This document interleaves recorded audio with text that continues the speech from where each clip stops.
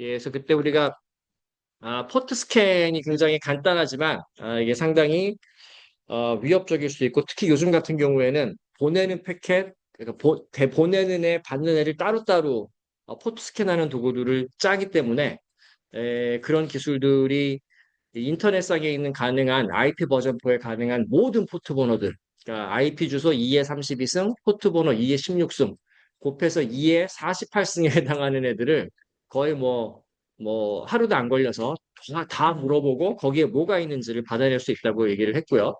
그리고 포트 스캔이라는 것 자체가 단순하게 핑 패켓을 보내서 응답을 받는 게 아니라 뭐 픽패켓을 보내도 되고요. 아니면 주로 이제 TCP 싱크 패켓을 많이 보내죠. 왜냐하면은 요즘은 이제 UDP 프로토콜을 많이 애플리케이션들이 쓰기는 하지만 데몬들이 여전히 TCP가 꽤 많이 중요한 서비스에서 많이 쓰이고 있고요. 시큐어 쉘 같은 거 보면 다 TCP로 돼 있죠.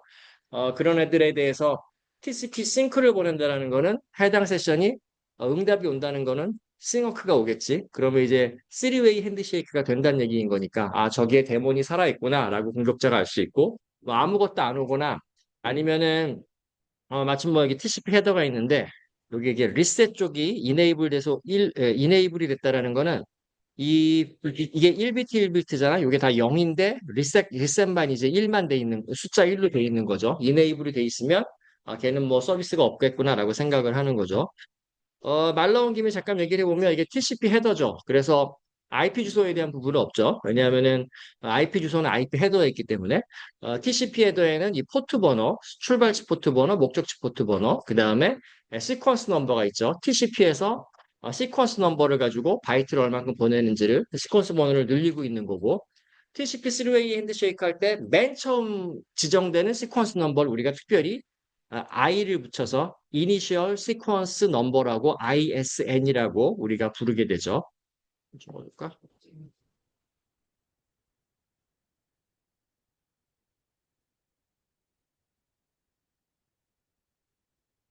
자, 어, 자, 이건 좀 없앱시다.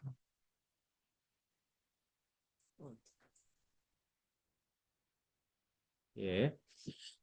자, 그래서 우리가 보통 TCP에서 3웨이 핸드쉐이크를 한다. 그러면 클라이언트가 서버한테 싱크 패켓을 보내고 서버가 클라이언트에 싱어크를 보내고 마지막으로 어크를 보내서 3웨이 핸드쉐이크가 된다라고 얘기를 하는데 일단은 우리가 시퀀스 넘버에다가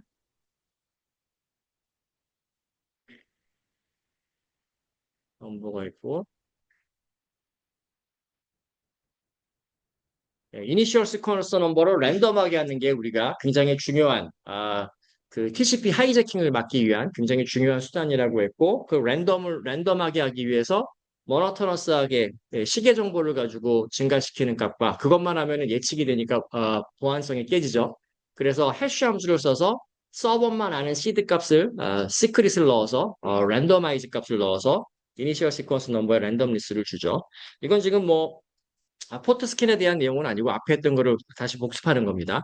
자, 그럼 우리가 TCP에서 싱크 패킷이라고 부르는데 도대체 싱크 패킷은 뭐냐? 여기 보면은 URG, urgent, 긴급하다는 거의 약자고요. 그 다음에 acknowledge의 약자고, push, 미는 거죠. 빨리빨리 처리하라는 거고요. RST가 리셋입니다. 이거를 이제 리셋 시키라는 얘기인 거고요. 요게 씬이 싱크입니다. 우리가 얘기하는 synchronous, 싱크 패킷이고 마지막이 finish이고요.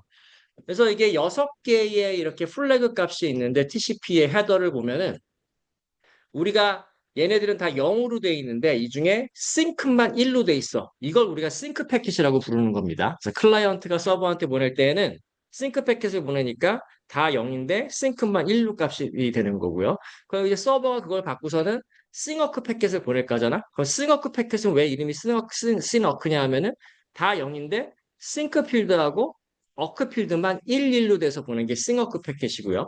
마지막에 클라이언트가 서버한테 어크랄리지 패킷을 보내죠. 그것도 마찬가지로 다 0인데 어크만 1인 거에 우리가 어크라고 부르고요. 3웨이 핸드쉐이크인 다음에 어떻게 해? 그 다음에는 데이터가 왔다 갔다 하잖아. 걔네들은 다 어크 필드만 1로 표시가 돼 있죠. 다른 거는 다 표시가 안 돼 있는 겁니다.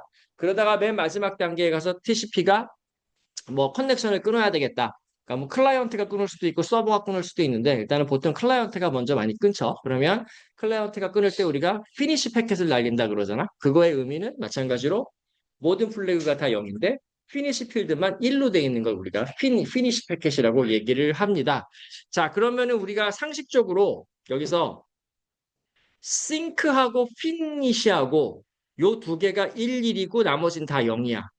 이런 패킷이 존재할 수 있을까 없을까? 정상적인 상황에서. 싱크이면서 피니시인 패킷은 존재할 수가 없는 거죠. 그러니까 뭐 이론적으로는 그거 일일로 하고 우리가 러우 소켓 프로그래밍 하면은 뭐 개발자가 헤더에 대한 부분까지 정보를 다 하나하나 입력할 수 있잖아. 근데 그건 사실은 정상적인 상황에서는 발생하지가 않는 거죠.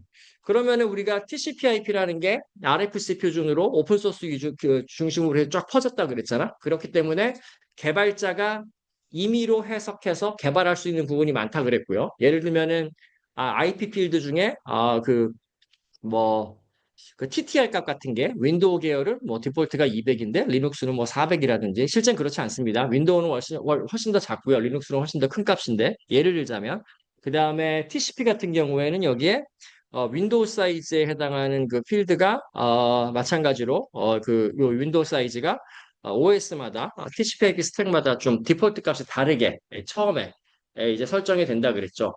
자, 그럼 결국은 원래 RFC 표준 문서를 보면 플래그 6개가 다 0인데 싱크만 1인 게 싱크 패켓이야 라고 돼 있지 거기 표준 문서에는. 근데 싱크하고 피니시하고 둘 다 1일로 왔을 때 그 패켓을 어떻게 처리할 것이냐. 이건 이제 어떤 개발자가 어떻게 개발하느냐에 따라 다 다르다는 얘기가 되고 그게 조금씩 처리하는 게 다른데 그래서 공격자들은 뭘 생각을 해내냐 하면 야 그러면은 우리가 포트 스캔을 하게 되면 흔적이 남게 되잖아. 아니면은 싱크를 보냈을 때 이 앞에 보안 장비가 있으면 보안상 허용되지 않은 싱크 패킷은 차단하게 막을 수도 있는 거잖아. 근데 TCP/IP 스택의 표준 문서에 명확하게 정의되어 있지 않은 부분을 임의로 플래그를 세팅해서 공격자가 보낼 경우에 어떤 보안 장비는 그거를 원래를 잘라야 되는데 정당하지 않은 패킷이니까 그냥 쓱 넘겨주는 경우도 있었습니다, 실제로. 자, 그래서 그걸 이용해서 굉장히 다양한 스텔시 포트 스캔이라는 기법들이 나오게 돼요. 자, 포트 스캔은 우리가 여태까지 많이 했죠. 그래서 뭐 포트 번호를 고정하고 IP를 쭉 바꿔가는 걸 허리존털 스캐닝이라고 그랬고요. IP 하나 고정해 놓고 포트 번호를 쫙 0부터 65,000번까지 흐른 거를 우리가 버티컬이라 그랬죠. 수직적인 거라 그랬죠.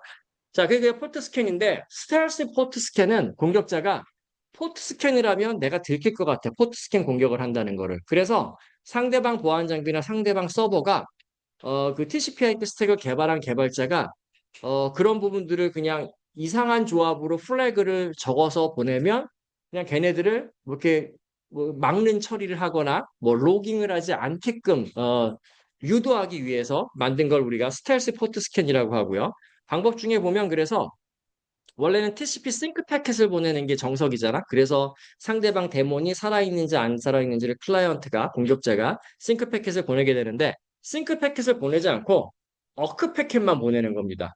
이거 사실 말이 안 되는 거잖아. 원래 어크 패킷은 TCP에서 3웨이 핸드쉐이크가 일어나고 나서 그 다음에 데이터들이 왔다 갔다 할 때 어크 패킷이 왔다 갔다 하는 거잖아. 근데 공격자가 일부러 첫 번째 데몬한테 보내는 패켓을 다른 거 다 플래그를 0으로 하고 여기에서 어크필드만 1로 하고 보내는 겁니다. 의도는 뭐냐 하면 어크 패켓이라는 거는 3웨이 쉐이크가 성공적으로 이스태블리시 된 다음에 어크 패킷이 왔다 갔다 하는 거잖아. 그래서 혹시라도 상대방 보안 장비나 상대방 서버가 어크 패킷으로 처음부터 보내게 되면 그거에 대해서 이제 응답하는 방식이 다른 거죠. 어떤 장비는 뭐 리셋 패킷을 보내고 어떤 장비는 가만히 있고. 그러니까 상대방의 반응을 보고 저쪽에 데몬이 있구나 없구나를 알아챌 수 있으면서 나는 내가 보낸 패킷은 기존의 보안 정책을 우회할 수 있게 하기 위해서 그거를 희망하면서 이렇게 희한한 패킷들을 만들어서 보내는 걸 우리가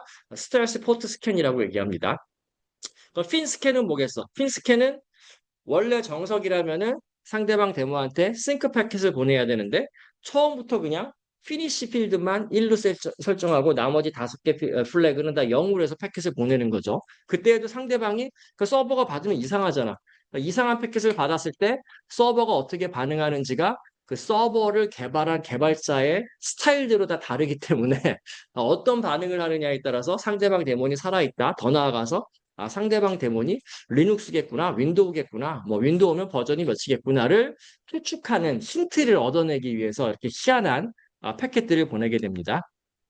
그래서 여기까지는 뭐 쉬워. 싱크 스캔, 뭐 어크 스캔, 핀 스캔. 왜냐하면은 이 TCP 헤더에서 해당하는 플래그를 1이고 나머지는 0으로 하는 것들을 우리가 요 싱, 어크, 핀 스캔이라고 각각 부르면 되는 거죠. 근데 엑스마스, 크리스마스라고 돼 있죠.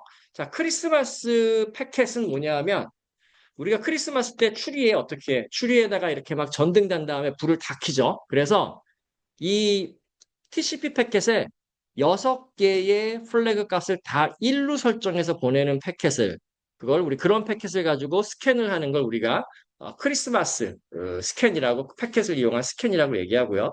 와이마스는 내가 정확히 기억이 안 나는데 이건 뭐 플래그를 아예 다 없든가 뭐 그랬던 것 같은데 어쨌든 뭐 희한한 조합으로 정상적인 상황에서는 목격할 수 없는 패킷의 형태를 만들어서 우회하기 위한 목적으로 우리가 포트 스캔을 보내게 됩니다. 포트 스캔 공격을 진행을 합니다. 들키지 않는 것을 기대를 하면서요. 자, 그래서 이렇게 싱크를 보내고 싱어크를 보내고 리셋을 보내는 이런 시도도 있습니다. 자, 이건 뭐냐면 우리가 어, 예, 정상적인 상황에서는 어떡하지? 클라이언트가 서버한테 싱크를 보내고 싱어크가 오면 마지막에 어크를 보내면은 TCP가 이스태블리시가 되는 거죠. 양쪽 소켓이 이제 열려서 그 다음에 패킷을 왔다 갔다 데이터를 보내는 게 정상적인 건데 이 공격자는 싱크를 보내고 싱어크가 왔잖아? 그럼 자기 목적은 달성한 거야. 상대방의 내가 싱크를 보낸 패킷에 목적지 IP 주소와 목적지 포트에 데몬이 떠 있구나를 알아냈어.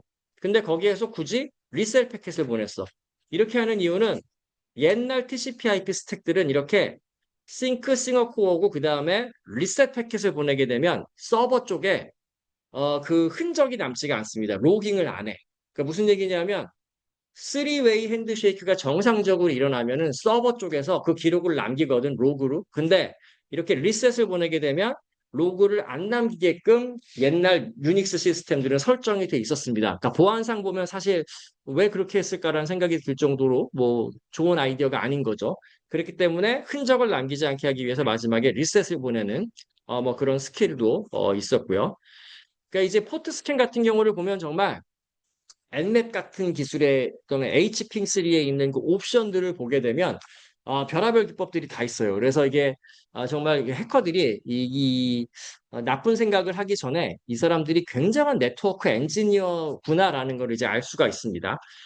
우리가 보안 수업 시간에 처음 얘기할 때 내가 그런 얘기를 했던 것 같아. 이게 보안이라는 거는 그냥 보안. 이게 뭔지 잘 모르잖아. 근데 앞에 땡땡땡 보안이 이제 붙는다 그랬죠. 예를 들면 뭐 네트워크 보안, 인공지능 보안, 뭐 데이터베이스 보안, 뭐 요즘 뭐 여러 가지가 이렇게 웹 보안 여러 가지가 나오게 되는데 이 땡땡땡 보안에서 이 땡땡땡 보안을 잘하려면 기본적으로 앞에 이 땡땡땡을 굉장히 잘해야 됩니다. 그것만 잘 알게 되면 사실은 이 네트워크 같은 경우도 지금 보면 네트워크 보안에서 포트 스캔에 이 TCP의 필드 값을 이 플래그를 희한한 방법으로 조합하게 되면 이거는 서버에 로그가 안 남네. 이거를 과연 누가 이렇게 이론적으로 생각하고 찾았을까? 안 그랬을 것 같아. 그냥 어떤 해커가 재미 삼아서 아이디어가 떠올라서 로우 소켓 프로그래밍으로 여러 가지 조합으로 이게 뭐 6개니까 0101 넣게 되면 2의 6승인 거잖아. 그죠? 2의 6승만큼의 플래그의 조합을 만들어서 패킷을 보내다 보니까 어떤 거는 보니까 보안 장비에서 필터링을 하지 않아. 그냥 쑥 지나가. 그래서 나는 포트 스캔 결과를 알 수 있어. 뭐 이런 것들을 찾아내서 이제 그런 걸 도구로 만들어서 공격 도구로 이제 우리가 만들어낸 거죠. 그래서 그런 여러 가지 다양한 기법들이 있고요. 또 재미있는 옵션 중에 하나는 빼기 F 옵션이 있습니다. 이게 프래그멘테이션 옵션이라는 건데 전에 이제 그런 얘기 했던 것 같아요. 우리가 뭐 OSI 7 레이어 하면서 무슨 뭐 물리 계층, 뭐 링크 레이어, 뭐 네트워크 레이어, 트랜스포트 레이어 쭉 이렇게 우리가 얘기를 했었잖아. 근데 지금 현재 우리는 네트워크 레이어는 IP 프로토콜이 전 세계를 통일을 한 거고, 트랜스포트 레이어 프로토콜은 TCP와 UDP가 전 세계를 거의 통일한 거죠. 걔네들이 TCP/IP란 이름으로 네트워크 레이어와 트랜스포트 레이어를 통일을 해버린 겁니다. 그냥 전 세계를. 디팍토 표준으로 쓰이죠. 그러면 링크 레벨에서는 어떤 일이 벌어졌냐? 물리 계층은 뭐 워낙 그거는 좀 독특하잖아. 이렇게 뭐 무선도 있고 유선도 있고, 유선 중에 뭐 광 케이블도 있고, 뭐 구리선도 있고, 여러 가지 조합이 있는데, 그럼 그건 따로따로 여러 가지 기술이 있는 거죠. 물리 계층은. 링크 레이어도 옛날에는 여러 가지 기술들이 경쟁을 했다 그랬습니다. 뭐 프레임 릴레이라는 기술도 있었고, 그다음에 ATM이라는 기술도 있었고, 이더넷이라는 기술은 여러 가지 중에 하나였던 거죠. 근데 이더넷이 이제 천하 통일을 하면서 우리는 평상시에 이더넷밖에 못 볼 겁니다. 와이파이라든지 아니면 우리가 집에서 쓰는 뭐 유선, 그 구리선을 연결하는 것들이 다 이더넷으로 이제 구성이 되고, 심지어 자동차에 들어가는 네트워크도 요즘은 자동차들도 그 전자부품들이 많이 들어가죠. 그래서 자동차 안에 들어가 있는 여러 가지 뭐 CPU나 전기 부품들이 얘네들도 통신을 해야 될 거잖아. 그래서 원래는 CAN이라고 카 에어리어 네트워크라는 그 약간 좀 느린 그런 프로토콜이 있었는데, 그 자동차조차도 이제는 최근에는 이더넷으로 자동차 안에 있는 전자부품들이 통신을 하게끔 바뀌었습니다. 왜냐하면 이더넷이 그만큼 편하고 잘 동작하고 하니까. 그 얘기는 뭐냐면 결국 우리가 앞에서 이더넷 레이어에서 발생하는 여러 가지 문제들이 있었지. 뭐 스머프 공격도 있었고, 뭐 ARP 포이즈닝 공격도 있고 여러 가지 있었잖아. 그 공격들이 그대로 자동차 쪽에서 똑같이 발생할 수 있게 된다는 얘기가 되고요. 결국은 자동차 내부에 카 에어리어 네트워크에서 이게 이더넷으로 바뀌기 지금 전환되고 있는 시기인데, 이게 전환이 되면서 그동안 없었던 새로운 해킹 기술들이 자동차를 이제 해킹하는 네트워크 공격 기법들이 자동차 쪽에서 유의미해질 겁니다, 아마. 그래서 앞으로는 자동차 쪽도 이제 사이버 보안이나 뭐 이런 부분들이 점점 더 중요해질 수밖에 없는 거고요. 그래서 이더넷 얘기를 왜 자꾸 하냐면, 옛날에는 이 링크 레이어가 이더넷도 있고 뭐 프레임 릴레이도 있고 그다음에 무슨 뭐 ATM 기술도 있다 그랬잖아. 그래서 각각의 그 링크 레이어 프로토콜별로 지원해주는 최대 패켓 길이가 달랐습니다. 가령 이더넷 같은 경우는 예를 들면 한 2000바이트라고 한다면, 프레임 릴레이는 뭐 한 뭐 1000바이트, ATM은 되게 작았어. 64바이트 이렇게 달랐어. 그럼 결국은 이제 라우터 입장에서 라우터가 있으면, 라우터는 보통 적어도 랜 카드가 두 장 이상 꽂혀 있는 거잖아. 그래야 한쪽에서 들어와서 한쪽 다 반대쪽으로 내보낼 수가 있는 거잖아. 그러니까 옛날에는 라우터가 있으면 한쪽 랜 카드는 이더넷인데 다른 쪽 랜 카드는 프레임 릴레이 카드가 꽂혀 있었던 겁니다. 그럼 결국은 이더넷으로 왔던 패킷이 링크 레이어에서 이더넷으로 처리가 돼서 한쪽 랜 카드에서 올라가서 IP 레벨의 IP 패킷이 되겠죠. 그 다음에 그 IP 레이어에서 어디로 라우팅할지 결정한 다음에 오른쪽에 있는 프레임 릴레이 쪽 카드 쪽으로, 네트워크 카드 쪽으로 내리게 되면, 프레임 릴레이 쪽에 만약에 최대 맥시멈 패킷 크기가 한 1000바이트밖에 안 됐어. 근데 이더넷 패킷이 온 거는 뭐 2000바이트야. 그럼 어떻게 돼야 되냐면은 IP 레벨에서의 패킷을 잘게 잘게도 조그맣게 쪼개서 보내야 됩니다. 다른 쪽 랜카드로. 자, 그렇게 되면 원래 이제 처음에 출발지 IP에서 보낸 그 IP의 패킷, IP 레이어에서 패킷이 여러 조각으로 쪼개서 전송이 따로따로 된다는 의미가 되는 거죠. 그러면은 이 IP 레벨의 패킷을 맨 마지막에 와서는 얘를 모아야 될 거잖아요. 이렇게 다시 원래 모습대로. 그죠? 그 원래 모습대로 모이려면은 걔가 원래 원본 IP 패킷에서 쪼개진 조각 중에 첫 번째다, 두 번째다, 세 번째다라는 정보가 있어야 되겠죠. 그래서 이렇게 하나의 큰 패킷을 IP 레이어에서 이더넷으로 내려갈 때 쪼개는 과정을 우리가 프래그멘테이션이라고 불렀습니다. 그래서 저 HPing3의 빼기 F 옵션은 일부러 패켓을 큰 패켓을 조그맣게 쪼개는 옵션을 얘기를 하게 되고요. 저 옵션이 아마 패켓의 크기를 어느 정도로 작게 쪼개라는 것도 아마 설정을 할 수가 있을 겁니다. 이게 왜 보안상 위험이 되느냐? 우리가 IP 패켓이 충분히 크게 되면 IP 패켓 안에 뭐 TCP 헤더도 들어가 있겠죠. 그러면 이 패켓 안에 출발지 주소, 목적지 주소, 출발지 포트 번호, 목적지 포트 번호. 요 네 가지 값이 되게 중요하다 그랬지, 내가. 요 네 가지 값을 가지고 우리 다음 챕터에 나오게 되는 파이어월 방화벽이 이 네 가지 값의 조합을 보고 아, 얘는 내가 네트워크 보안 정책상 허락한 패킷이다 하면은 우리 내부망으로 넘겨주고요. 받아들이고 그렇지 않은 경우에는 방화벽이 버려버리게 되는데 IP 패킷을 잘게 쪼갰어. 그러면은 IP 패킷이 이렇게 있었는데 원래 출발지 IP 주소가 있는 부분하고 목적지 IP 주소 부분이 있고 포트 번호들이 있는데 포트 번호에서 이렇게 잘려버리게 되면 그 네 가지 값을 볼 수가 없잖아. 한 번에 패켓 하나에서. 그 네 가지 값을 보려면 어떻게 해야 되냐면은 보안 장비가 조그맣게 프래그멘트된 패켓을 모아서 원래대로 만들어서 거기에 있는 IP 주소들과 포트 번호들을 조합을 해서 보안 정책에 매칭을 해서 얘를 억셉할지 리젝트 할지를 이제 결정을 이제 해야 되는데 그러면 보안 장비에 부하가 많이 걸리잖아. 그러니까 비싼 보안 장비는 그거를 해. 조그만 패켓들을 모아서 그 다음에 자기의 보안 정책이랑 비교를 하는데 저렴한 가격으로 만든 보안 장비들은 그런 거 할 여유가 없잖아. 메모리도 작고. 그래서 걔네들은 그냥 패켓을 서로 다른 패켓들을 다 인디펜던트하게 독립적으로 하나하나 별개의 패켓으로 보고 판별을 하는 거죠. 그럼 이게 조그만 패켓인데 포트 번호 정보가 없어. 그럼 여기는 사실은 보안이 정말 중요하다고 하면 이런 패켓은 버려야 되겠지. 근데 이거 버렸다가 서비스가 중단될 수도 있는 거잖아. 패켓 하나가 못 오면 서비스가 중단되는 거죠. 가령 뭐 은행 같은 경우에 인터넷 뱅킹으로 누가 뭐 상품을 가입하려고 하는데 혹시라도 그런 패킷들을 버려져서 네트워크 장애가 나면 고객의 서비스가 중단되면 최악의 상황이 벌어지는 거기 때문에 그냥 뒤로 넘겨줬다고 옛날에는. 그래서 조그만 패킷들이 뒤로 다 넘어오는 상황이 실제로 벌어져서 그렇게 하게 되면은 공격자가 자기가 만든 그 공격 패킷을 보안 장비에 걸러지지 않게 하고 뒤로 보내는 게 가능이 됐죠. 그래서 저런 공격 도구들을 보면 의도적으로 패켓들을 작게 만드는 옵션들이 지원되는 경우가 굉장히 많습니다. 그리고 그 이유에 대해서는 우리가 알고 있어야 될 것 같고요. 자, 그래서 이거는 이제 IP 헤더죠. 아까 우리가 봤던 건 TCP 헤더였고요.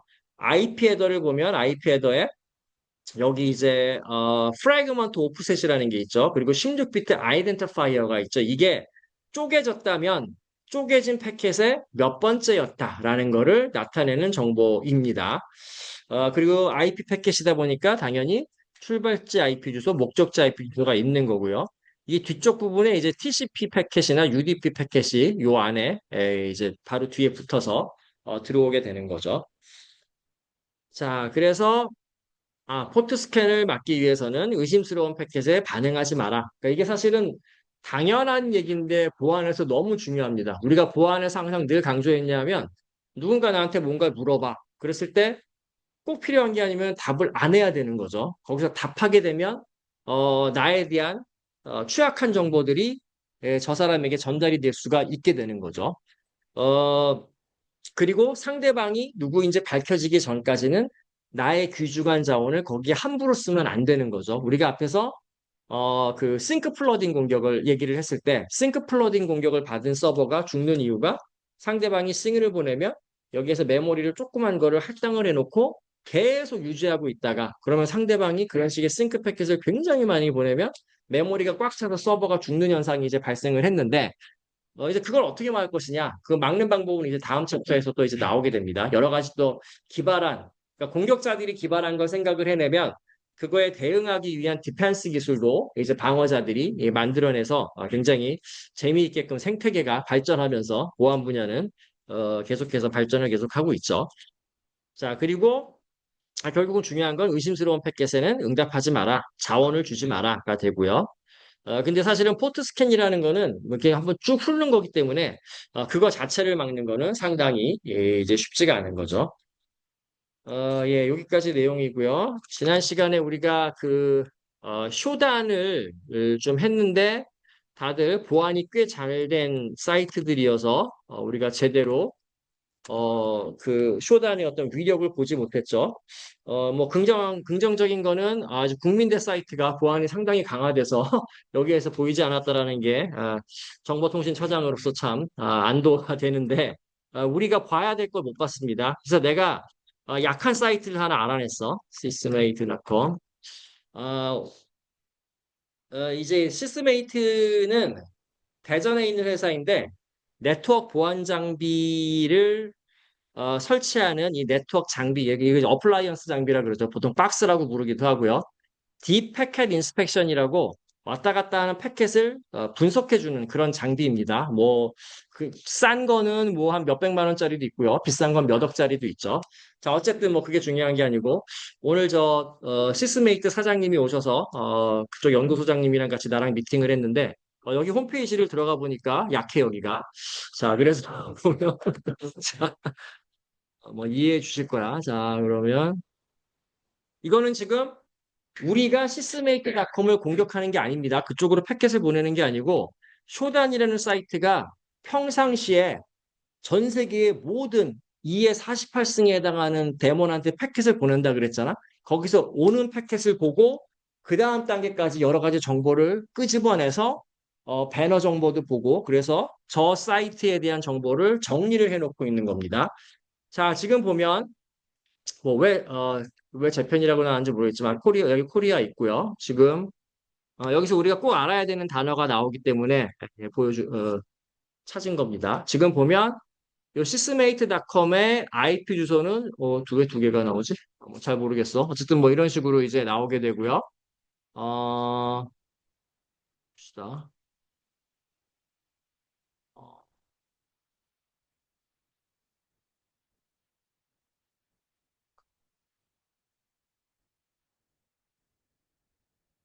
이상하다. 여기가 아니었던 것 같은데. CVE가 나와야 되는데. 요걸 봅시다. 예, 그 IP 주소에 해당하는 걸 넣으니까 이제 뭐 이건 뭐 다른 사이트 같은데 어쨌든 뭐 관계 없습니다. 봅시다. 어,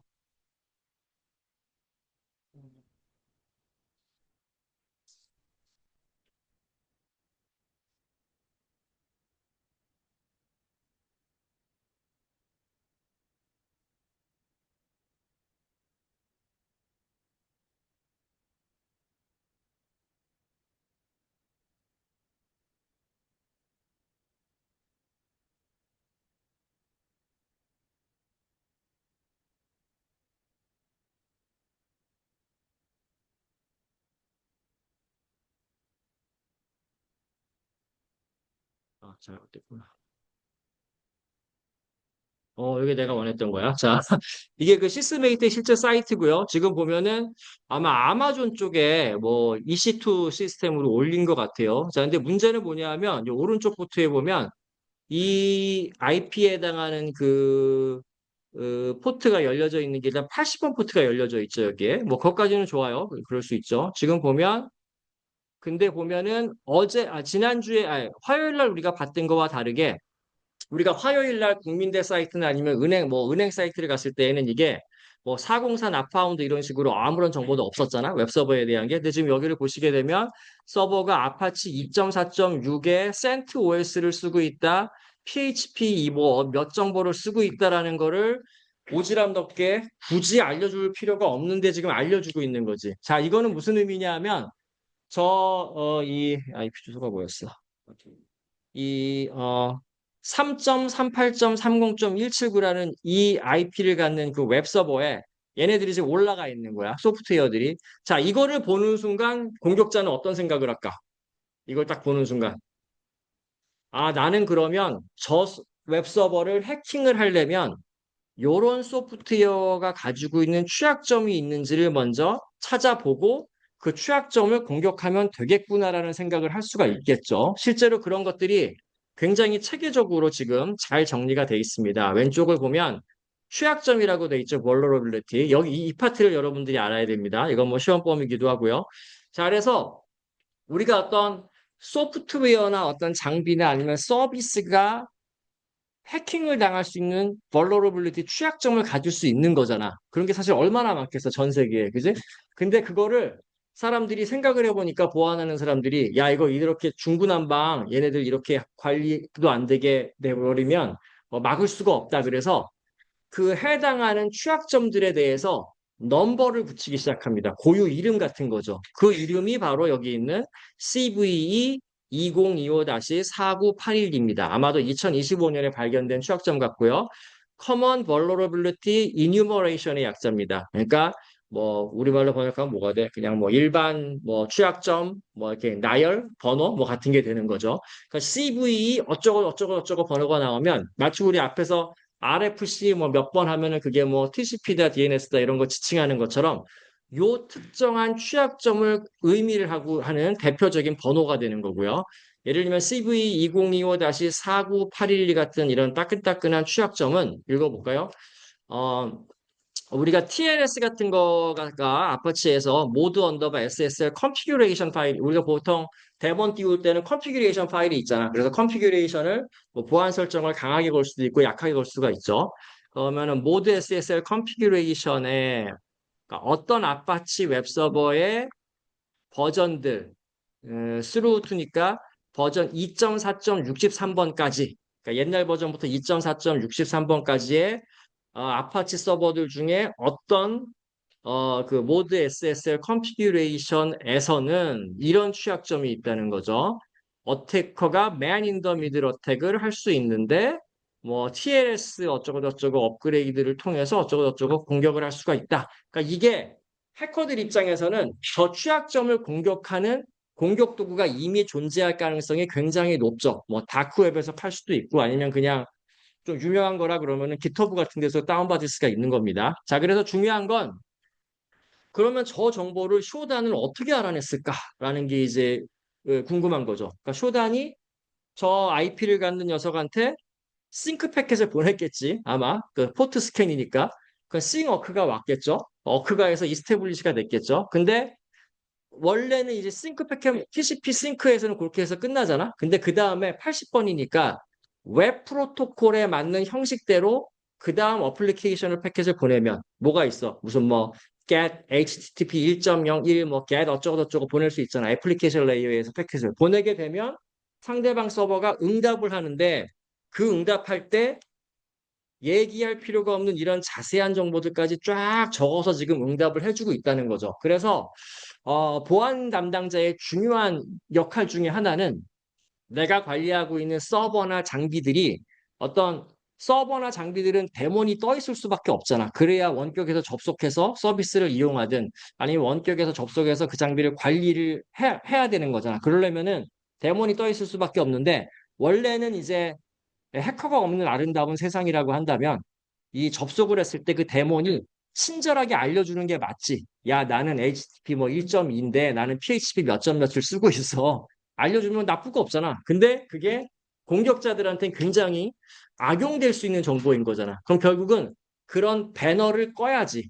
컨피규레이션 파일을 디세이블 그게 뜨지 않도록. 그래서 상당히 중요한 역할 중에 하나가 저런 식의 배너를 쓸데없는 배너 정보를 삭제하는 거고요. 그리고 불필요한 데모는 띄우지 않게끔 죽이는 거죠. 이런 것들을 우리가 하드닝 과정이라고 얘기를 합니다. 딱딱하게 강하게 만드는 하는 그 용어를 사용을 하고요. 알아두셔야 됩니다.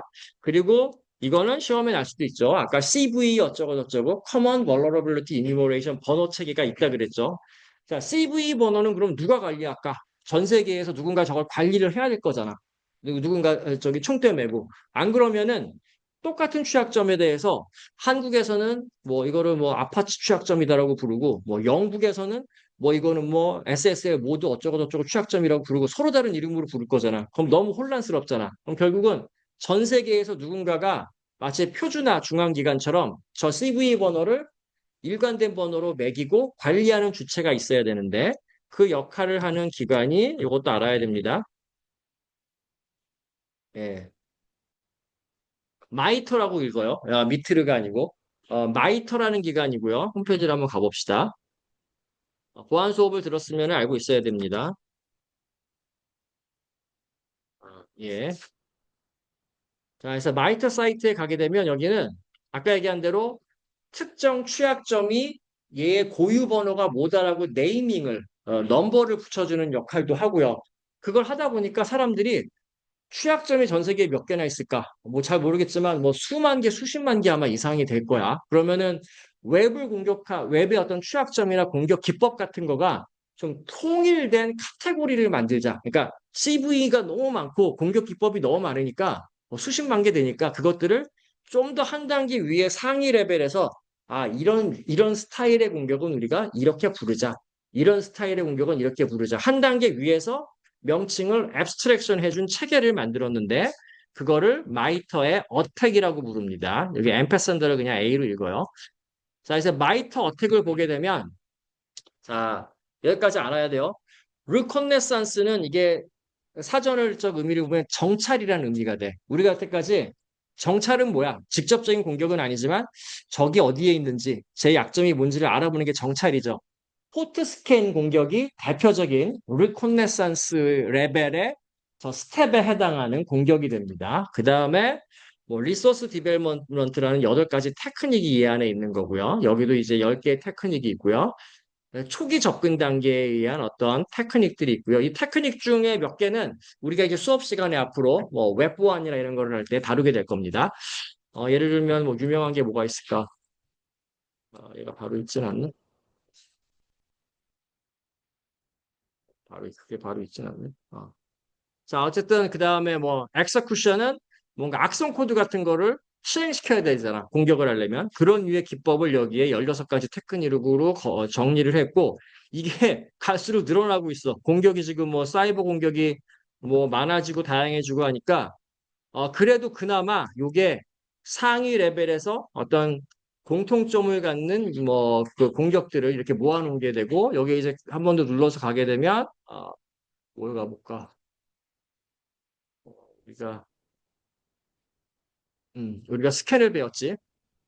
포트 스캐닝, 액티브 스캐닝을 가게 되면 여기에 액티브 스캐닝은 뭐다. 그리고 뭐 IP 지역을 스캔을 하는 것도 있고 특정 데몬이 살아있다라는 걸 아는 게 이제 일반 스캐닝 거고 vulnerability 스캐닝은 스캔을 통해서 제가 어디가 취약한 애다라는 것까지 알아내는 거죠. 이렇게 다양한 공격들을 카테고리화 시켜서 정의를 했습니다. 자, 그래서 중요한 건 CV라는 번호를 반드시 알아야 되고 관리를 마이터가 알고 있고 마이터에 들어가게 되면 마이터의 어택 이게 앰퍼시든가 예, 어택이라는 체계로 수십만 개의 CV나 공격 기법들을 카테고리를 만들어서 지금 사용을 하고 있다가 됩니다. 자, 예, 요거까지 이제 아셔야 되고요. 다시 쇼단으로 잠깐 오게 되면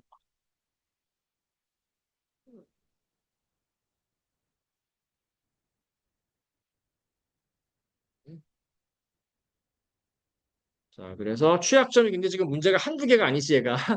어, 이 CV2024 47252 취약점도 가질 수 있다. 근데 이제 또 주의해야 되는 거는 그러면은 이 서버는 이 취약점을 정말 반드시 가지고 있는 건가? 또 그렇지 않은 경우가 되게 많습니다. 그래서 보안 전문가의 어떤 그 해석 능력이 되게 중요한 게 이런 취약점들을 보더라도 근데 내가 이 IP에 해당하는 서버에 가서 컨피규레이션 실제로 들어가 보니까 얘는 이게 공격이 먹히지는 않아. 뭐 이런 부분들을 판단해 줄 수가 있어야 되는 거죠. 근데 문제는 이 서버는 좀 취약한 점이 지금 너무 많아요. 그죠?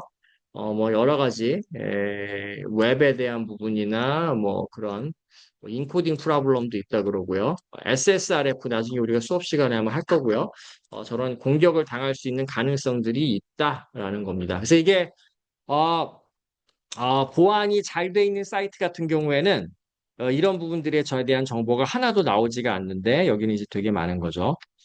의외로 우리나라 보안 장비나 보안 제품을 만드는 회사들이 취약점을 갖고 있는 경우가 상당히 많습니다. 그래서 사실 한국 같은 경우에는 이제 북한 쪽의 해커들이 실제로 많이 특히 요즘 많이 해킹을 하고 있죠. 그래서 여러 사고들이 많이 나고 있는데 1단계로 이제 저런 거부터 취약한 어디를 어떻게 뭘 공격할까를 먼저 이제 알아내고 그 다음에 공격 도구를 갖고 와서 그 다음 단계로 진행하는 형태로 많이 사이버 공격이 이루어지고 있고 또 꽤 많이 성공을 했죠. 특히 이제 비트코인 관련된 거래소들 굉장히 많이 해킹을 당하고 비트코인들을 많이 이제 북한에서 빼가서 지금 축적하고 있는 걸로 알려져 있죠. 근데 여기는 너무 많다. 그죠? 자, 예, 그렇습니다. 예, 그럼 여기까지 해서 포트 스캔이 끝났고요. 자, 그다음은 예, 네트워크 보안에서 이제 마지막 챕터를 가보죠. 네트워크 보안이 최근에 몇 년 동안 조금 잠잠하다가 지금 이제 뭐 SK 사태라든지 뭐 KT라든지 특히 요번에 KT에서 발생한 사태 같은 경우에는 상당히 창의적인 방법으로 그 펜토스를 위주해서 지금 뭐 소액 결제까지 이어져서 피해가 지금 파악이 됐죠. 그래서 기존에 없던 형태의 그 신규 공격 기법이라고 이제 봐야 될 것 같고요. 근데 문제는 그런 공격 기법들은 그런 사이버 그 사건들은 상당히 오랜 기간, 뭐 짧게는 몇 달, 길게는 몇 년 동안 천천히 상대방이 준비를 해서 진행을 한 거기 때문에 공격이 피해가 딱 발생해도 그 원인을 명확하게 찾는 게 상당히 이제 어려운 경우가 이제 많죠. 자, 그다음은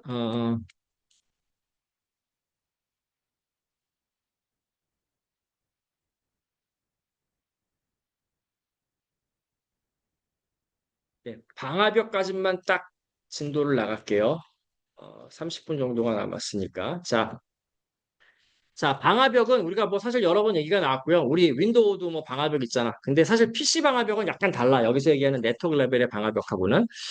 왜 다르냐 하면 우리 게 노트북이나 PC에 설치되어 있는 방화벽은 이게 엔드 단이잖아. 그러니까 맨 마지막 그 종단에 해당하는 장비인 거죠. 반대로 우리가 수업 시간에 다루게 될 파이어홀 네트워크 방화벽은 클라이언트와 서버 사이에 위치하고 있고요. 주로 서버 앞단에 위치하고 있어서 얘는 이제 패킷이 얘를 지나가는 거죠. 그러니까 방화벽의 보안 정책을 만족하는 안전한 패킷이라고 한다면 넘겨주는 거고요. 뒷단에 서버한테. 그렇지 않은 녀석으로 생각이 되면 얘가 이제 막아버리는 거죠. 방화벽 기능 같은 경우에는 그래서 넷 패켓을 보고 얘를 패켓을 전달을 할까 말까를 억셉하느냐, 디나이 하느냐를 주로 판단하는 그런 장비인 거고요. 어, 뭐 옛날에는 정말로 원래 방화벽은 IP 레이어에서 장비였죠. 그 TCP IP 레벨에서. 그래서 결국은 아까 얘기했던 IP 주소들하고 포트 번호들을 조합을 해서 이 패켓을 어떻게 보낼까 말까를 판단하는 장비였는데 점점 기술이 발전을 하고 방화벽에 대한 요구 사항도 높아지게 되니까 이제는 이 방화벽이 그 IP 주소는 IP 패켓 헤더에 있고 포트 번호는 TCP 헤더에 있잖아. 근데 그 이외에 애플리케이션 레이어의 파일로드 내용까지 봐서 이제는 패켓을 전달을 할까 말까를 판단하는 그런 장비로 우리가 진화를 했습니다. 자, 그래서 이런 용어 옛날에 전에 우리가 얘기했었죠. 뭐 L2, 뭐 L3, 뭐 L4, L7 뭐 이런 얘기 했었잖아. 그래서 원래 방화벽은 L3하고 L4에서 동작을 했는데 요즘은 L3 firewall 뭐 이런 표현도 있습니다. 결국은 L3 레벨에서 firewall을 한다라는 거는 그러니까 원래는 3사인데 원래 L7에서 한다는 거는 패켓의 페이로드 부분의 내용을 보고 그 패켓을 전달할지 말지를 이제 판단을 하게 되고요. 그래서 방화벽의 기본 원리는 너무 간단해요. 지금 보면 이렇게 우리가 아주 극도로 간단한 네트워크를 이렇게 하나 설명을 했죠. 이렇게 인터넷이 있으면 라우터가 있고요. 그 다음에 뒷단에 웹 서버가 이렇게 하나, 이게 이제 레이어 2 스위치죠. L2 스위치. 거기에 웹 서버가 이렇게 꽂아 있고, 유선으로 데이터베이스 서버도 이렇게 그냥 꽂아 놓을게요. 지금은 보안을 고려하지 않고 그냥 꽂기만 했습니다. 그 다음에 라우터가 또 있고, 라우터 뒷단에 스위치가 하나 있고, 여기, 직원들의 PC가 있는 아주 아주 간단한 형태의 조그만 회사의 네트워크 가정을 해볼게요. 이런 식으로. 지금 보안은 전혀 고려하지 않았습니다.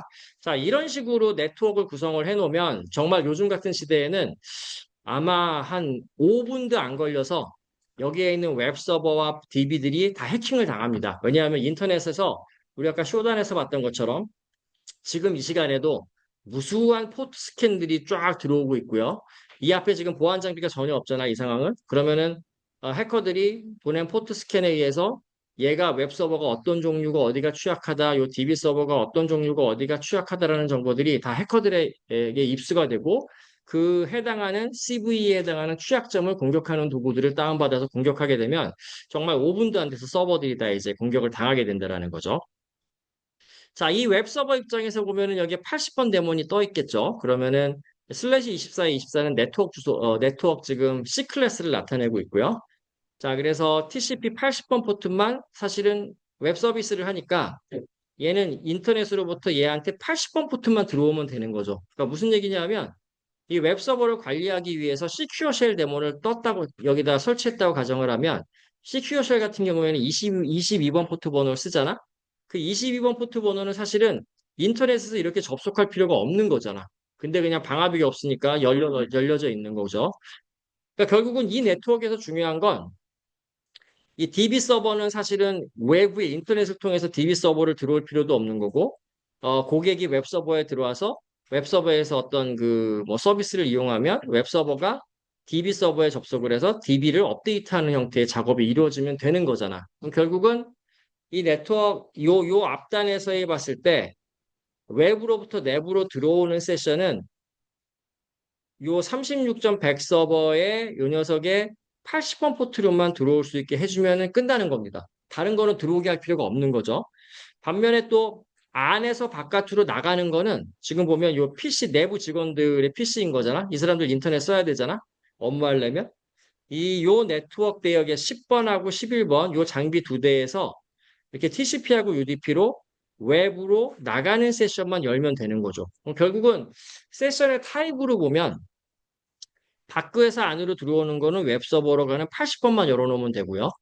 안에서 밖으로 나가는 거는 요 PC들이 나가는 80, 모든 포트에 대해서 나갈 수 있게 해줘야 되겠죠. 근데 요것만 이제 구현을 하면 되는데 그 구현을 해내는 장비가 바로 방화벽이고요. 그래서 이렇게 이제 보안이 중요해. 그럼 방화벽을 한 대 사서 이렇게 꽂게 되는 거죠. 그러면 방화벽을 꽂게 되면 방화벽이 중요한 건 그 자체가 의미가 있는 게 아니라 여기에 어떤 규칙을 설정하느냐에 따라서 이 의미가 달라지게 됩니다. 그래서 뭐 방화벽이 비싸다 싸다는 뭐 걔네들이 제공하는 뭐 기능이 좀 차이가 있을 수는 있겠지만 가장 가격의 차이가 나는 이유는 얼마나 많은 세션을 동시에 처리할 수 있느냐.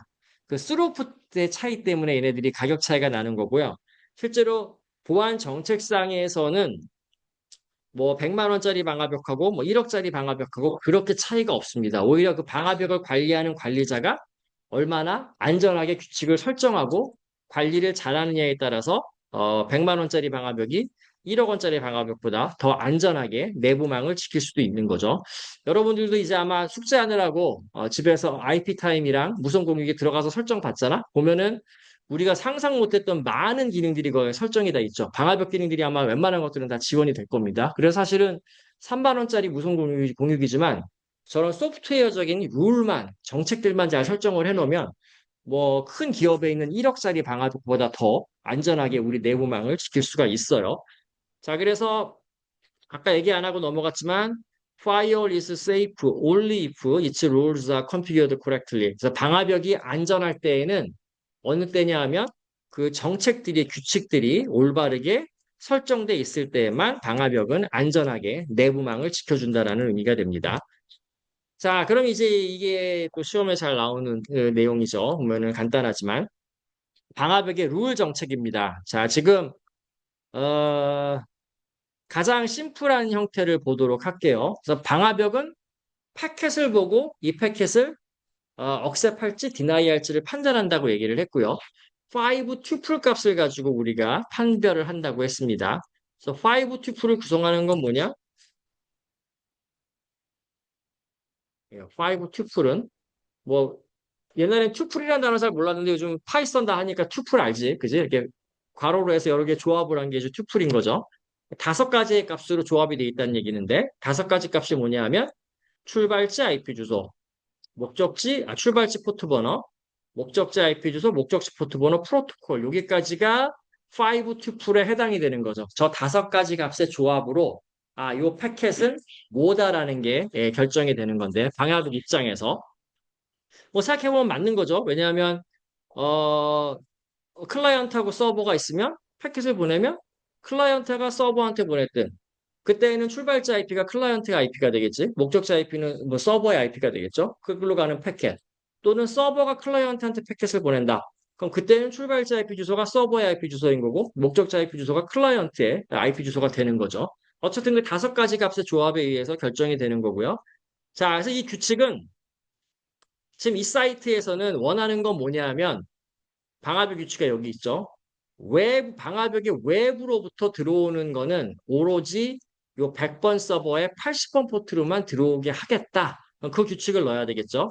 그 규칙이 이렇게 두 가지 1번, 2번으로 그 규칙이 이제 완성이 되는 겁니다. 자, 1번 규칙을 볼게요. 1번 규칙의 의미는 그림을 좀 갖고 와 볼게.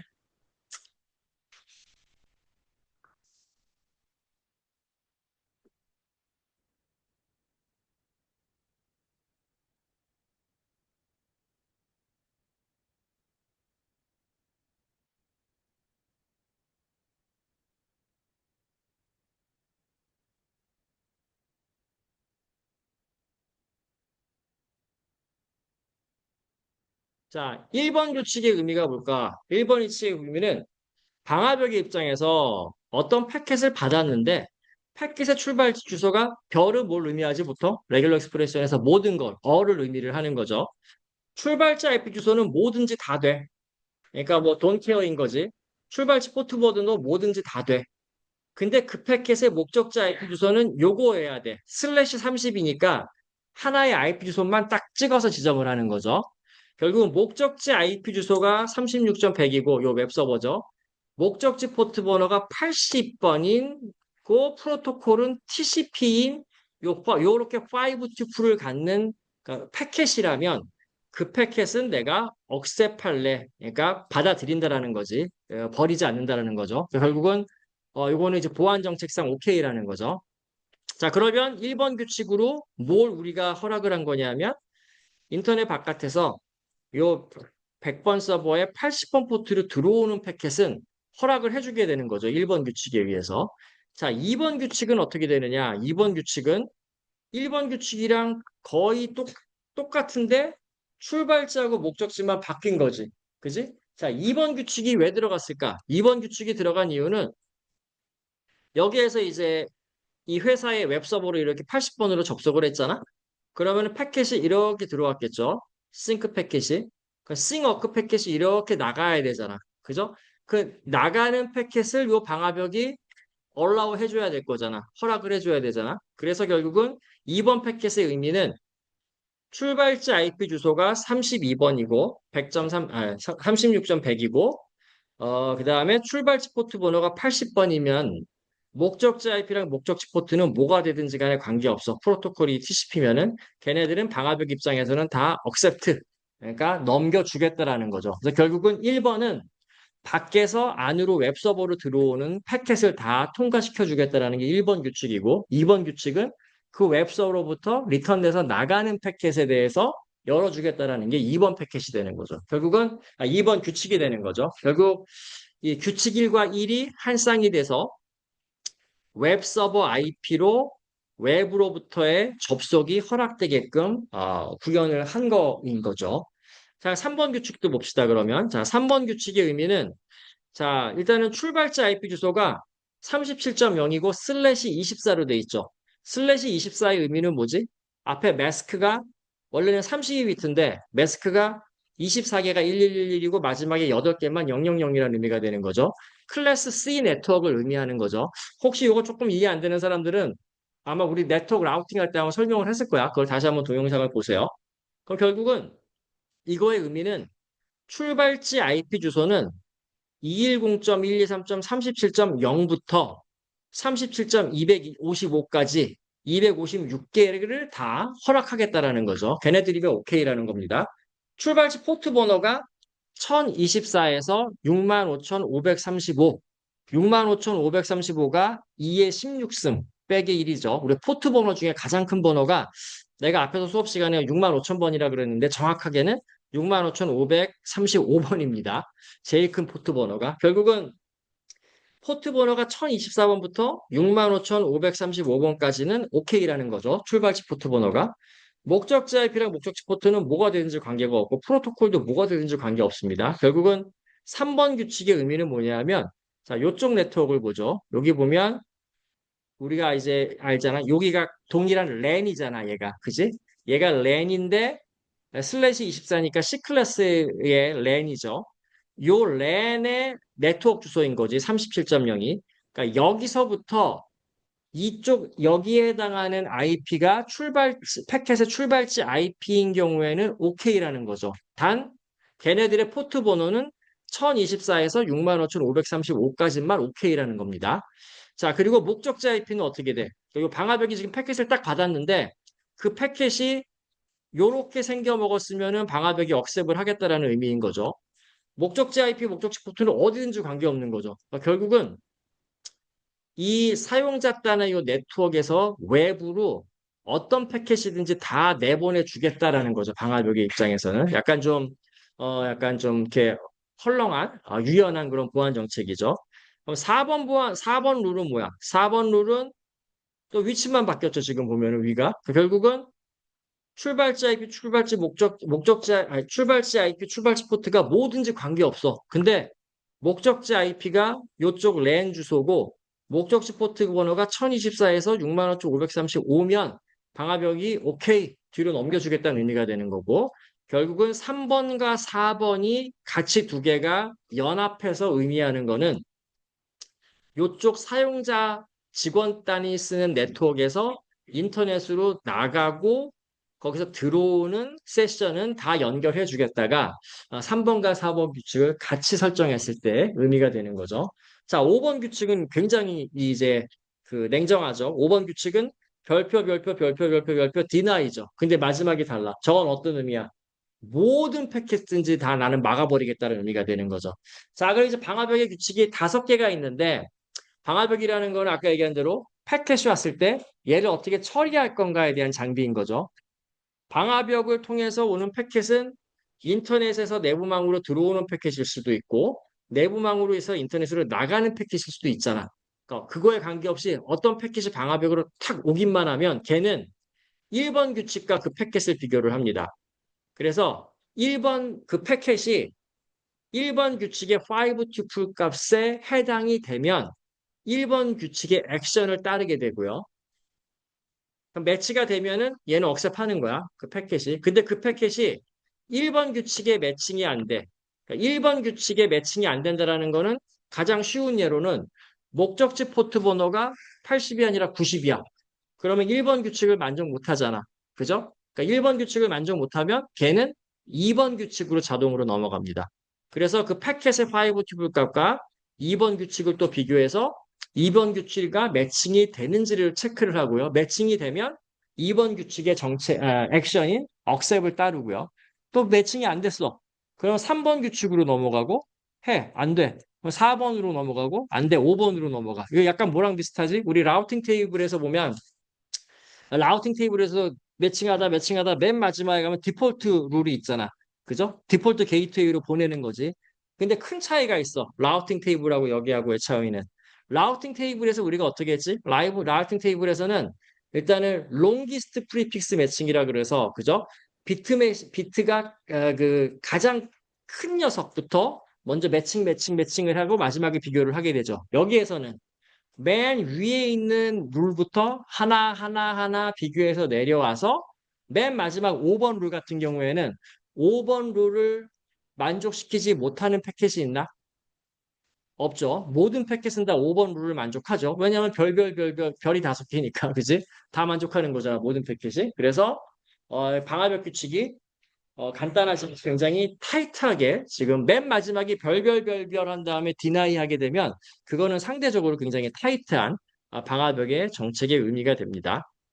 자, 근데 이게 지금 굉장히 쉬운 예제이기 때문에 규칙이 5개밖에 없잖아. 근데 좀 규모가 큰 회사나 아니면 ISP들이 쓰는 방화벽 같은 경우에는 규칙의 개수가 10,000개가 넘습니다.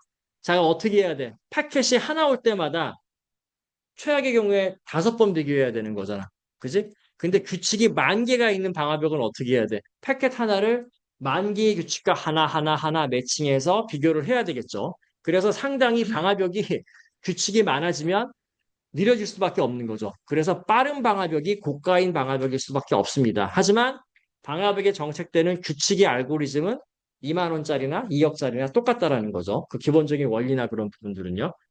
자, 그러면 여기서 이제 우리가 또 하나 생각해 봐야 되는 게 왜 출발지 포트 번호이 3번 규칙에서 포트 번호가 출발지가 1024에서 65,535까지로 한정을 했을까?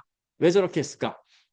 그러니까 참고로 이거는 저 옛날 방화벽의 정책이야. 최신 방화벽의 정책은 또 뒤에 나옵니다. 그렇죠. 웰로운 포트라는 개념이 있죠.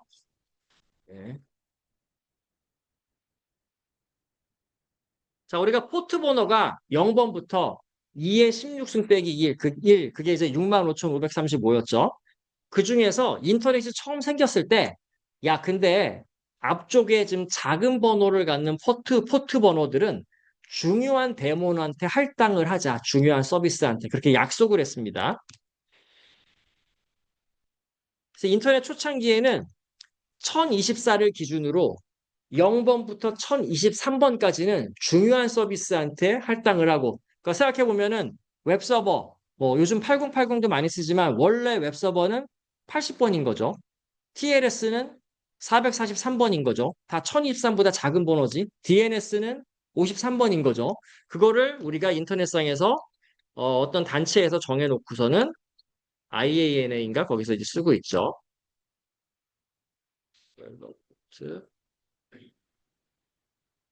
위키를 가볼까? 요즘 위키도 많이 정확해졌지. 자, 자, 0번 포트는 실제로 쓰지는 않고 있고요. 어사인된 게 없고요. 한번 봅시다. 우리 에코 프로토콜 가끔 토이 그젠플 같은 거 네트워크 할 때 이제 많이 쓰죠. 우리가 실제로 알만한 프로토콜은 뭐 사실 앞쪽은 다 장난처럼 쓰는 거고 21번 요즘은 잘 안 써. FTP. 여러분들은 요거는 알죠. 그냥 시큐어 쉘. 뿌티 같은 거에서 이렇게 리눅스 서버 붙을 때 시큐어 쉘로 붙잖아. 22번 포트를 쓰고요. 23번이 텔넷인데 이게 이제 시큐어 쉘의 옛날 버전이라고 얘기했고요. 25번 유명하죠. SMTP 뭐야? 이메일이죠. 이메일 서버와 접속할 때 25번 포트를 쓰고요. 이게 뭐 너무 유명하죠. 53번 포트, DNS 포트 번호고요. 뭐 전 세계에서 제일 유명한 건 얘겠지. 80번 포트 웹이죠.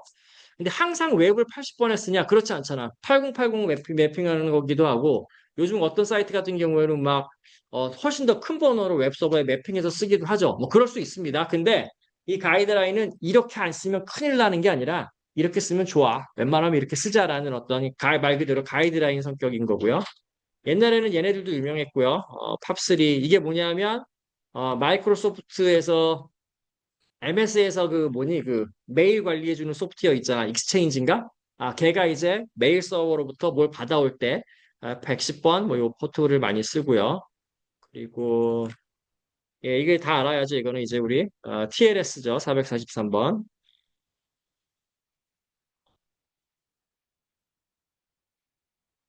그래서 이렇게 대략 1023번까지가 많이 쓰는 번호로 돼 있는데, 자, 문제는 지금 인터넷이 나온 지 수십 년이 지났잖아. 그지? 그럼 새로운 데몬과 서비스들이 엄청나게 많이 그 다음에 생겼잖아. 그래서 1024보다 작은 거는 무조건 웰로원 포트가 많은데, 비교적 큰 번호 중에서도 웰로운으로 쓰이고 있는 서비스들이 이제 상당히 많습니다. 특히 무슨 뭐 게임 같은 거 그런 애들도 뭐 9998 뭐 이런 식으로 좀 번호로 잡혀 있고요. 그러니까 왜냐하면 최대 번호가 6만 5천 번이니까 사실은 한 뭐 9천 번대만 되더라도 앞쪽 포트에 해당하는 내용이 되는 거죠. 그래서 많은 웰로운 서비스들이 좀 작은 번호를 선택해서 쓰고 있고요. 그래서 요거는 요 예제는 조금 옛날 방화벽 예제라 그랬죠. 그래서 옛날 방화벽이었기 때문에 1024 이상은 웰로운 포트의 반대말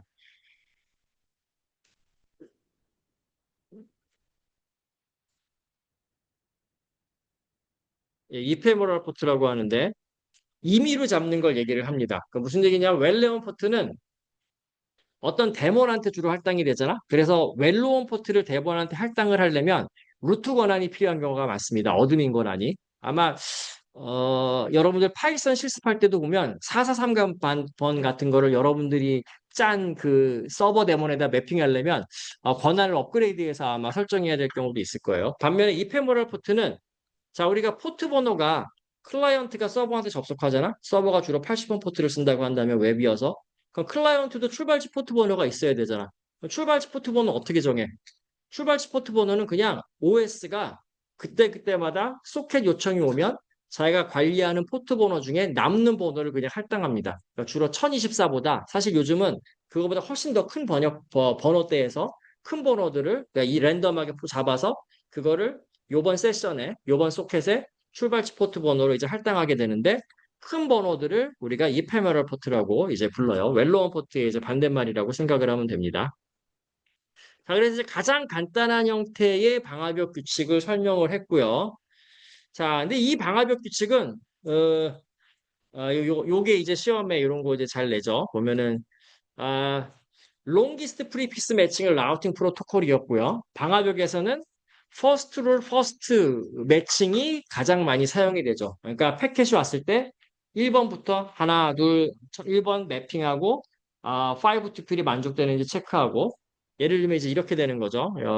야, 패켓이 왔는데 패켓에 5 to 필 값이 이렇게 돼 있어. 5 투플이죠. 출발자 IP, 출발지 포트, 목적자 IP, 목적지 포트. 그럼 얘는 몇 번째 룰에 해당되냐? 뭐 이런 거 간단한 시험 문제를 낼 수 있죠. 얘 같은 경우에는 보죠. 자, 1번 규칙 만족을 안 하죠. 왜? 1번 규칙에서 SIP, S포트는 오케이잖아. 별표니까. 근데 세 번째가 1번 규칙이 36.100이어야 되는데 얘는 164.210 IP 주소가 다르잖아. 그러니까 1번 규칙 탈락이죠. 그죠? 2번 규칙으로 여기에 패켓이 온 거야. 지금 요 그레이 회색 부분이. 1번 규칙이 안 됐어. 그럼 그 패켓을 2번 규칙에 매칭하지. 자, 2번 규칙은 왜 안 돼? 2번 규칙은 여기서 IP에서 안 되는 거지, 그지? 얘는 36.100이어야 되는데 얘는 30.2. 그러니까 2번 규칙 탈락. 자, 3번 규칙. 3번 규칙에서 첫 번째 만족을 하지. 왜냐하면은 얘가 37.2인데 37.2는 요 슬래시 24 C 클래스 네트워크에 속하죠. 그러니까 만족해. 그 다음에 두 번째, 포트 번호를 보죠. 포트 번호를 보면은 2000번이지, 지금 패켓에 출발지 포트가. 1024에서 65,000 사이에 있는 거죠. 만족하죠. 여기까지 오케이. 그 다음에 목적지 IP, 목적지 포트는 별별별이야. 포트 프로토콜까지. 그러니까 여기에 어떤 값이 나오든지 간에 다 만족이지 뭐 항상. 그죠? 그렇기 때문에 3번 규칙에 의해서 얘는 억셉이 되는 정책이 이제 된 겁니다. 음, 자,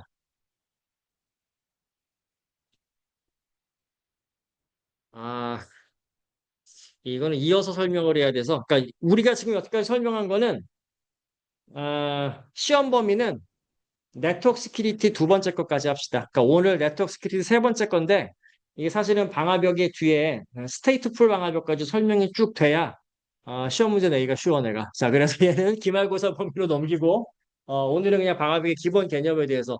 근데 우리 집 공유기는 열어보니까 이렇게 안 생겼는데요. 그럴 수 있잖아. 아까 얘기한 대로 얘는 옛날 방식 방화벽이고 요즘 여러분들이 공유기를 열었을 때 입력하는 규칙은 이렇게 돼 있을 겁니다. 그러니까 아까는 우리가 규칙에 대해서 나가는 거 들어오는 거 따로따로 1번, 2번으로 했죠. 그죠? 그 다음에 나가는 거 들어오는 걸 3번, 4번으로 따로 했잖아. 두 개가 페어로 했잖아. 근데 요즘 방화벽들은 걔네들을 그 나가는 거 들어오는 거를 한 쌍으로 1번 규칙으로. 그러니까 아까 방화벽에서 1번, 2번 규칙이 얘는 1번 규칙으로만 된 거고요. 아까 규칙에서 3번, 4번이 하나로 합쳐져서 2번 규칙으로 된 거고, 그 다음에 아까에서 5번 규칙이 3번 규칙으로. 그건 똑같게 생겼죠. 그래서 요즘은 저렇게 생겼고 아마 여러분들의 있는 그 집에 있는 무선공유기도 저런 식으로 설정하게끔 돼 있을 겁니다. 그게 이제 기술이 발전해서 그런 건데 그렇게 했을 때의 장점이 한 두 가지 정도가 생기는데 그거에 대해서는 우리 중간고사 끝나고 그 다음에 마저 설명을 하도록 할게요. 자, 예, 혹시 뭐 오늘 한 내용 중에 질문 있는 사람? 슬랙에는 다 가입했어요? 자, 슬랙 다 가입하고요. 이제 뭐 여태까지 공부 안 한 사람들도 이제는 안 할 수가 없지. 얼마 안 남았으니까. 공부하면서 조금이라도 애매하거나 아니면 우리 수업 시간에 한 내용 직접 한 건 아니지만 좀 관련이 있는 최신 기술인데 궁금하다. 그런 것도 슬랙에 올리면 답변해 줄 테니까 질문을 많이 하기 바랍니다. 자, 여기까지 하고 오늘 마칠게요. 수고했어요. 저번에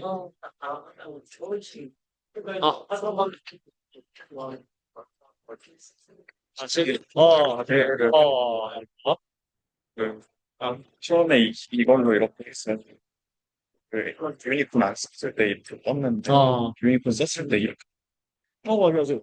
그래서는 그거였어요? 네. 써서 이대로 했는데, 스펙을 이렇게 조교님을 불려주셔가지고.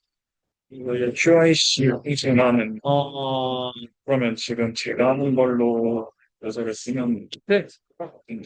너는 네가 오히려 잘한 거잖아. 너는 그 초계걸 지금 보여준 게 되는 원래 이렇게 돼야 되는데 서비스 중에 퀵을 이용하는 거에는 걔네들이 보니까 TCP를 안 쓰고 UDP를 써. 걔네들 안 쓰게 지들. 네가 더 잘한 거야. 좀. 잘 단점만 썼으면. 아, 네.